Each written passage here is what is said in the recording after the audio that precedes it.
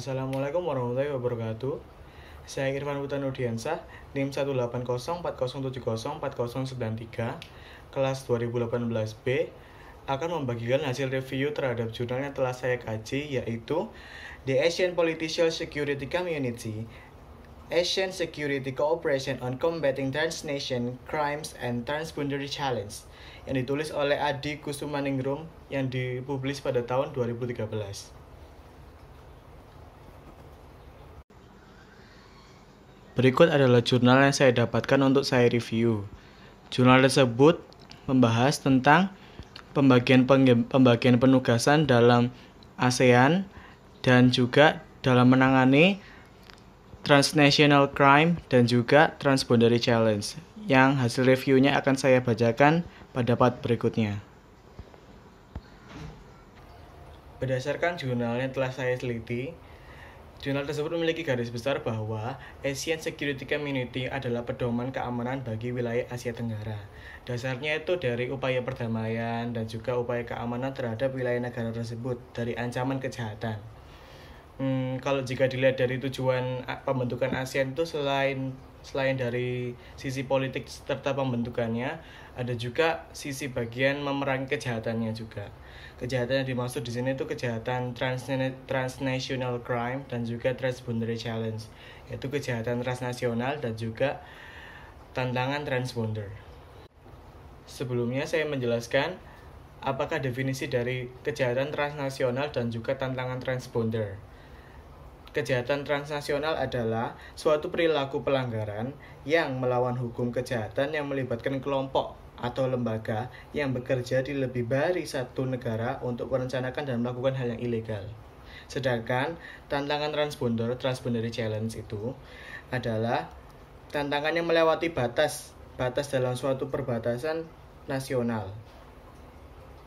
Jika membahas mengenai kontradiksi, saya selaku penganalisa tidak menemukan hal yang sangat bertentangan secara signifikan gitu untuk saat mereview jurnal ini, karena sudah sesuai dengan teori hukum dalam masalah keamanan dan juga kerjasama ASEAN. Jadi saya tidak menemukan kontradiksi yang perlu saya bahas di review ini. Dalam penulisan jurnal ini, data dan klaim penulis yang didapatkan adalah melalui artikel, jurnal, karya ilmiah, dan sumber-sumber yang lain, sampai kepada deklarasi seperti konversi, dan juga dalam penulisan itu beliau mendapatkan sumber-sumber yang beliau kembangkan sendiri, lalu menjadikan jurnal yang saya review sekarang. Dalam penganalisaan jurnal tersebut, aspek positif yang bisa saya ambil adalah bagaimana penulis mampu memberikan judul yang tepat sesuai isinya, dan juga bagaimana penulis mampu menuangkan wawasan-wawasan yang sekaligus bisa menambah wawasan saya saat menganalisa jurnal tersebut, seperti proses terbentuknya ASEAN, terus tujuan pembentuknya ASEAN, terus negara-negara mana saja yang ikut menjadi anggota dan tidak ikut menjadi anggota dalam wilayah Asia Tenggara, dan juga pendefinisian orientasi membangun struktur kerjasama regional tentang keamanan, pertahanan, perdamaian, dan juga pembangunan, serta beberapa hasil prestasi dari ESI berupa hasil deklarasi yang beliau tuangkan di jurnal tersebut. Dalam pertemuan Menteri ke-33 yang terjadi di Bangkok, Thailand pada tahun 2000, telah dideklarasikan bahwa cita-cita ASEAN itu salah satunya bebas narkoba.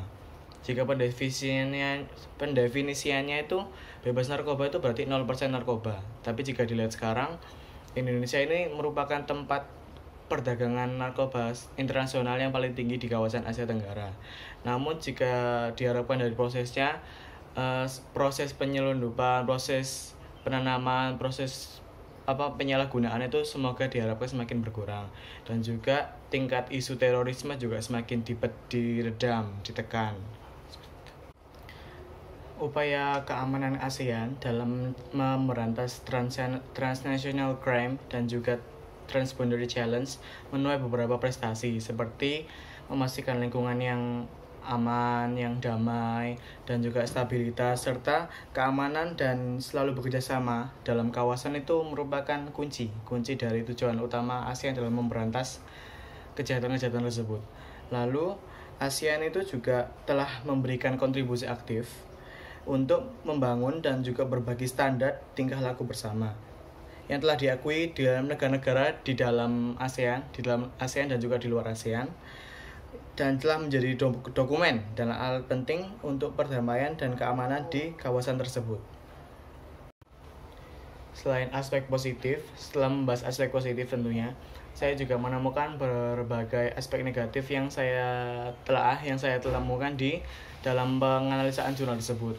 Dalam jurnal tersebut, aspek negatifnya itu tidak diberikan adanya proses penjatuhan sanksi atas berbagai kriminal tersebut, kriminal dari transnational crime dan juga transboundary challenge tadi. Dan juga saya juga belum mengerti apakah kasus tersebut memang sudah selesai atau belum, atau memang ada yang belum selesai tidak sehingga terabaikan, ya seperti itu. Lalu dan juga saya juga belum mengerti landasan hukum yang bisa saya dapatkan dari penganalisan jurnal tersebut. Jadi saya harus membaca berbagai jurnal lainnya yang selaras dengan jurnal tersebut, seperti jurnal yang membahas tentang transnational crime dan juga transboundary challenge yang lain. Kritik yang dapat saya berikan sebagai penganalisa adalah tutur bahasa yang disampaikan oleh penulis adalah cukup dimengerti oleh mungkin berbagai kalangan pembaca yang awam akan hal tersebut, dan juga jika membahas tentang materinya hampir mencakup seluruh apa yang ada di dalam jurnal, sesuai dengan judul yang telah diberikan pada awal jurnal tadi. Untuk cakupan penjelasan soal transnational crime tadi juga sudah mencakup hampir seluruh aspek penyebab, antara lain seperti radikalisme, perbedaan aliran kepercayaan dengan ancaman, lalu yang lain-lain. Saran saya sebagai pembaca dan juga penganalisa akan lebih baik jika penulis memberikan contoh mengenai apa-apa saja yang bisa dimasukkan ke dalam kategori transnational crime tadi, sehingga saya dan para pembaca lain dapat membandingkan dengan jurnal-jurnal yang lain yang serupa tentang kejelasan lebih lanjut. Sebagai penganalisa, sikap yang bisa saya gambarkan dalam penulisan jurnal ini adalah saya kurang lebih setuju dengan para penulis karena materi yang disampaikan itu lebih dengan tutur bahasa yang mudah dipahami dan juga mendasar, lalu mencakup semua aspek yang patut diketahui dalam jurnal tersebut, dalam pembahasan ilmu tersebut, dan juga sesuai dengan judul yang telah diberikan pada awal jurnal tadi. Dalam jurnal tersebut juga membahas tentang segi sejarah, tujuan, serta data-data fakta dalam penulisan tabel dan juga data-data lain. Jadi yang telah dikumpulkan dari berbagai referensi yang lain seperti artikel, karya ilmiah dan lain, sehingga dikembangkan dan juga ditulis ke dalam jurnal tersebut. Dalam penutup ini, saya memberikan penyimpulan atas hasil review saya, yaitu bahwa ASEAN adalah salah satu organisasi yang bersifat regional umum yang bersifat terbuka. Maka dari itu, ASEAN memiliki pilar penugasan berbeda-beda seperti ESC tadi, dan juga pemberian informasi lebih lanjut mengenai transnational crime dan juga transboundary challenge tadi. Lalu meskipun adanya kekurangan mengenai landasan hukum dan juga contoh kasus, juga kejelasan kasus apakah sudah berakhir atau masih berlanjut, seperti itu. Dan juga dilihat dari temuan-temuan referensi lain yang saya masukkan, saya tidak menemukan adanya kontradiksi mengenai perbedaan pendapat atau perbedaan tanggapan secara teori hukum yang secara signifikan sekali. Justru adanya temuan-temuan referensi lain yang saya temukan adalah untuk mendukung berbagai kekurangan yang ada dalam jurnal ini. Jadi tidak ditemukan adanya kontradiksi lebih lanjut. Lalu dan juga tidak berbeda jauh antara satu jurnal dengan jurnal yang lain secara akurasi. Validasinya yang cukup baik serta relevansi yang cukup selaras, sehingga semakin menyempurnakan penganalisaan jurnal tersebut dan juga menambah wawasan para pembaca termasuk saya. Kurang lebihnya mohon maaf. Wassalamualaikum warahmatullahi wabarakatuh.